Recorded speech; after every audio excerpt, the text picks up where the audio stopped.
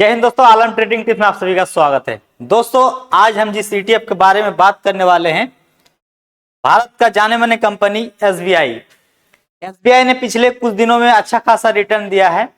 SBI का जितना भी फंड है, म्यूचुअल फंड से लेकर के उसका ETF से लेकर के हर फंड अच्छा रिटर्न दिया है। माना जाता है कि पिछले 10 सालों में सबसे ज्यादा SBI और निप्पॉन इंडिया ने जो है जितना भी फंड रिलेटेड इसका जो कंपनी है वो अच्छा खासा ग्रोथ किया है। और उससे भी अगर हम पीछे चले जाए तो 20 साल में अगर देखेंगे, 20 साल के टाइम पीरियड में देखेंगे, वहां से भी SBI से और निप्पॉन इंडिया से कोई आगे नहीं गया है। लेकिन इसका जो ETF है ना, निफ्टी 50 का ETF है, तो ETF के बारे में आपको जानकारी देना बेहद जरूरी है। इसलिए कि ETF में देखिए लोग इन्वेस्टमेंट तो करते हैं। शेयर मार्केट में इन्वेस्टमेंट करने से क्या होता है कि ETF में आप इन्वेस्टमेंट करते हैं तो ETF में एक जट्टा मिल जाता है, उसमें आप इन्वेस्टमेंट करते हैं तो उसमें क्या है कि आपको उतना रिस्क नहीं रहता है।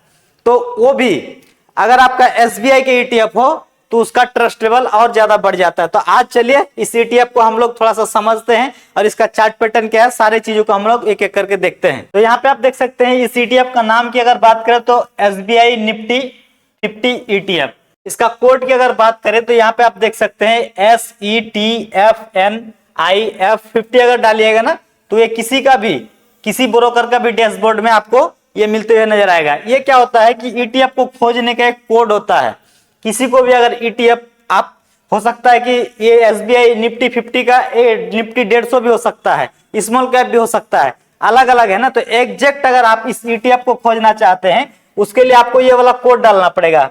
तो ये वाला कोड से अगर सर्च कीजिएगा तो एग्जैक्ट आपको ये ETF आपको मिलते हुए नजर आएगा। वहीं पर अगर इसका प्राइस की अगर बात करें तो यहाँ पे आप देख सकते हैं प्राइस यहाँ पे 278 रुपया 30 पैसा चलते हुए नजर आ रहा है। वहीं पर अगर आज का रिटर्न की अगर बात करें तो रिटर्न यहाँ पे देख सकते हैं आज का रिटर्न जो है नेगेटिव रहा, 0.40% का नेगेटिव रिटर्न आज दिखाते हुए नजर आया। तो एक दिन का आप ग्राफ देख सकते हैं किस तरीके का बनाया है। यहाँ पे अगर आप 5 दिन का चार्ट पैटर्न पे जाएंगे तो यहाँ पे आप देखेंगे की बढ़ोतरी यहाँ पे दिखाई दे रहा है। वहीं पर अगर आप 1 महीने की चार्ट पैटर्न के ऊपर आप नजर डालेंगे तो यहाँ पे आप देख सकते हैं 0.83% की यहाँ पे बढ़ोतरी बना करके दिया है। वहीं पर अगर आप इसका 6 महीने की चार्ट पैटर्न के ऊपर बात करेंगे तो यहाँ पे आप देख सकते हैं 6% यहाँ पे लगभग बढ़ोतरी बना करके दिया है। वहीं पे अगर हम इसका all time maximum chart pattern पर जाते हैं तो यहाँ पे आप देख सकते हैं 223% लगभग यहाँ पे रिटर्न बना करके दिया है। तो यहाँ पे आप देख सकते हैं इस ETF का अगर लॉन्चिंग डेट की अगर बात करें तो यहाँ पे आप देखिए 31 जून 2015 को ये ETF लॉन्च हुआ था और वहां से लेकर के अभी तक जो इसका ग्राफ चला है तो यहाँ से आपको इतना सारा पैसा बना करके दिया है। देखिए किसी भी ETF में या शेयर मार्केट में आप निवेश करें तो अपने फाइनेंशियल एडवाइजर से जरूर सलाह लें, क्योंकि शेयर मार्केट रिस्की होता है। हम बस एजुकेशन पर्पस के लिए वीडियो आपको दे रहे हैं, आप इसको देख करके आप समझ सकते हैं, लेकिन ऐसा बात नहीं है कि आप देखेंगे तो एकदम इन्वेस्टमेंट कर देंगे।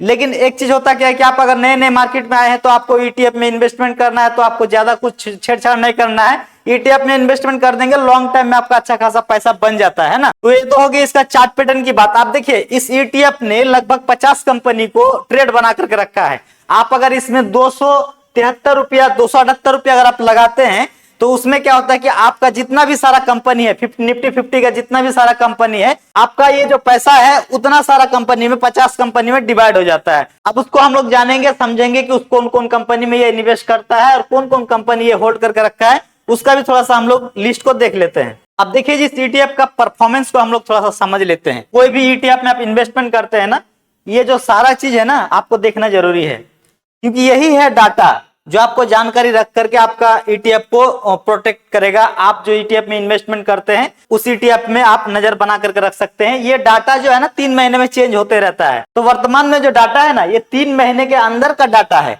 तो इसको अब हम दिखा रहे हैं, आगे वीडियो आते रहता है। आप लोग हमारे चैनल को सब्सक्राइब करके रखिए, समय समय पर आपको अपडेट मिलते रहता है। तो यहाँ पे देखिए आप ये जो आप हाई लगाया था 286 रुपये का, और लो की अगर बात करें तो 272 रुपया आज जो है लो लगाते हुए नजर आया। वहीं पर अगर आप इसका वॉल्यूम की अगर बात करें तो यहाँ पे आप देख सकते हैं वॉल्यूम 4,41,560 वॉल्यूम है। वॉल्यूम हम लोग उसको कहते हैं जैसे कि किसी भी ETF को खरीद बिक्री किया। मान लीजिए कि आज का डेट में 10 लोग खरीद बिक्री करने आया, कोई खरीदा कोई बेचा, तो उसको क्या होता है हम लोग वॉल्यूम में नापते हैं। तो यहाँ पे आप देख सकते हैं आज का डेट में मतलब इस ETF को खरीद बिक्री 4,41,560 आदमी ने खरीद बिक्री किया। तो वॉल्यूम यहाँ पे 1 लाख से अधिक अगर रहता है तो आपका ETF सेफ माना जाता है। आप जब भी आप ETF को सेल करने जाते हैं तो वॉल्यूम को जरूरत पड़ता है। वॉल्यूम अगर कम रहे तो तो आपका ईटीएफ जल्दी सेल नहीं होगा। वॉल्यूम जितना अच्छा रहेगा उतना आपके लिए अच्छा है। अब जो है इसका कंपनी के बारे में सबसे जो इंपॉर्टेंट चीज है कंपनी के बारे में जानना, तो कौन कौन कंपनी है उसके बारे में भी थोड़ा सा बता देते हैं। तो यहाँ पे आप देख सकते हैं बहुत सारा कंपनी है। कंपनी को अगर लिस्ट बाय अगर जानने जाएंगे